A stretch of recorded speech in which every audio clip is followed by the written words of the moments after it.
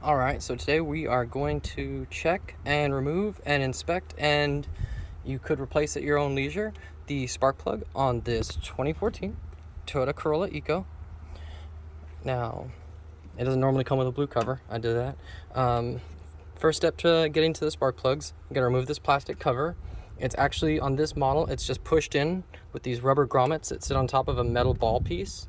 So all you have to do is firmly lift it up at all four of these corners. You can see they left this one so you could see where it is. Mine's a little easier to come up because it's been off a few times. Older vehicles, it may be a little more difficult if it's never been removed. You can see this is what it looks like, just a rubber grommet. If you want to make it easier for removal next time, you can put some kind of like a silicone-based spray or some kind of light lubricant on there, or even just clean it well, because it's really just dust that makes them bind up. Anyway, so once we got that cover removed, you can see these are the ignition coils, one per cylinder, and these are the connector harnesses that feed the electricity to the actual coil and takes other sensor readings for the computer. So get the spark plug. I gotta remove this guy. First thing you want to do is push down on this tab and gingerly try to wiggle this connector off. Now, there we go. Not everyone's gonna be able to do that with such ease, and it helps if you can sometimes spray a little Windex in there to get the dirt out and it comes off easier. But also you can use, and I stress this gently, some pliers that have a nice square end on them to gently squeeze this down and wiggle it off. You don't want to break this. Be careful, because replacing it is not a fun thing. Now, undo this 10mm bolt. Normally, I had actually undone that earlier. So you're going to have to get your 10mm socket and a ratchet to usually do that. This guy. I'll show you on a different one, just so you can see. Anyways, put that on there, break it free. I typically do all four of them if I'm going to replace all four. I'm just going to show you this one, and then you just repeat the same steps. Break it free and wiggle it. There you go. You can unscrew it by hand. It saves a lot of time. I don't recommend electronic power tools for that. I mean, you can do that taking it out, but definitely don't use it putting it back in, because you'll crack the coil, or you risk cracking the coil and damaging it. Now, this one came out easy. Sometimes they require a little bit of wiggling and finesse. Just something to keep in mind, because you don't want to break that either. That thing's like 150 bucks. So now we got the coil out. Now we can actually get to the spark plug. Now these are the newer ones that they do sell a tool for it, but I believe they're a 14mm deep socket. But they also sell an actual spark plug socket tool for it, but sometimes they're hard to come by. So I am going to use this nice little 14mm guy. Got my 3/8 extension here.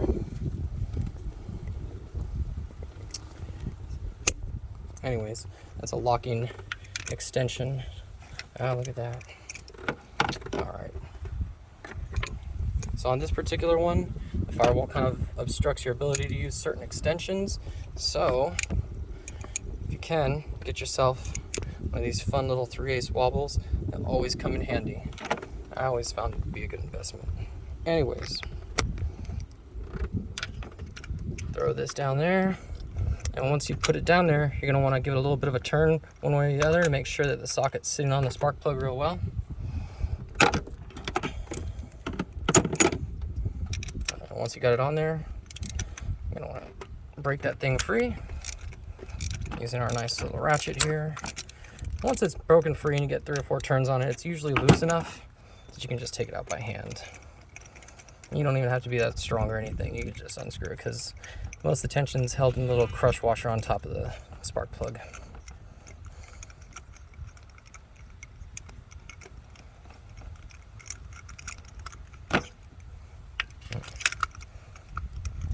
So it seems that guy, because this isn't a specialty socket, doesn't want to come out.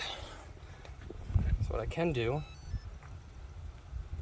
again, I recommend getting the right actual tool, the spark plug socket for the 14mm smaller size.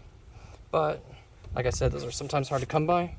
So there's a trick that I have found. You can get yourself some of your household electrical tape, tear off a piece. I'll show you in about a couple inches in length, really.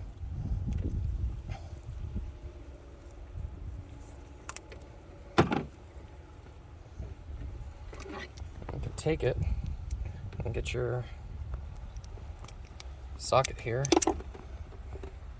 and put it inside of that socket and outside on the socket. You usually want to put a little more on the outside. Push it on there real nice and good. And then the friction from the tape will help you extract your spark plug. And there we go. Didn't even have to buy the special spark plug tool. Let's see if we can get a better view of this for you guys.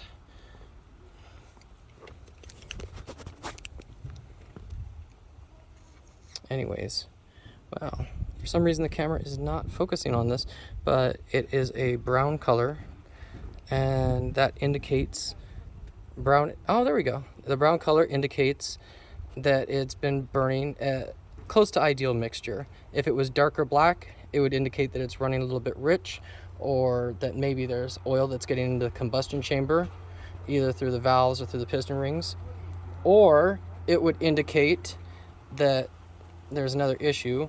Or if the spark plug is white, then that would indicate a lean condition, and there may be a problem with your fuel delivery system, or the wrong spark plugs are in there, which is also not very common. Anyways, so we're gonna put this guy back in since he's nice and he's in good shape. You don't see any wear and tear on the tip of the plug. And put it back in. Always thread them by hand. Do not ever use electronic power tools. You'll damage the head, and then you'll be looking at thousands of dollars repairs to either your car or a customer's car. Anyways, I'm going to do this by feel, but there is an actual spec that's often written on the side of the spark plug, and sometimes the manufacturer will often recommend one, and it's typically 15 foot-pounds or so, not very much. And tighten that down, take that out. Always make sure that the tape didn't get stuck on the socket. Once you've done that, put our coil back in. Don't ever use power tools on this bolt. You'll break the coil, or you risk breaking the coil, and then that's money out of your pocket, and that's just not cool. So I thread this guy in by hand.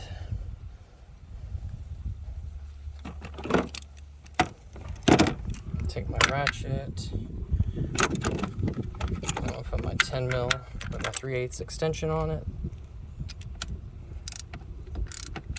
See how I'm holding the ratchet towards the head so I don't have much leverage? Yeah, I don't want to break that. It's a good way to get a feel for it. There we go. Even just 7 or 8 foot-pounds is probably too much. Doesn't need to be that tight. Done that. Reconnect the connector. You're going to want to inspect sometimes, make sure the little metal pieces are in there and that they're not corroded. And the same goes for the coil. Make sure those pins aren't bent or damaged. Put that guy back on, and voila. You've removed, replaced, and inspected a plug if you wanted to replace it, and get a good idea for how the engine's running by looking at the spark plugs. They should all look about the same color, and if you have one that's brown or white or black, then it indicates different combustion conditions. So just put this cover back on here. And getting the cover back on is sometimes tricky. I use this corner up here to help kind of get a feel for where that one is, and I push that one on. And I go to the other corner, and the other corner. You'll feel kind of a little click as as the piece goes back onto the metal piece. And voila, there you go. Thanks for watching. Subscribe if you like. Thanks.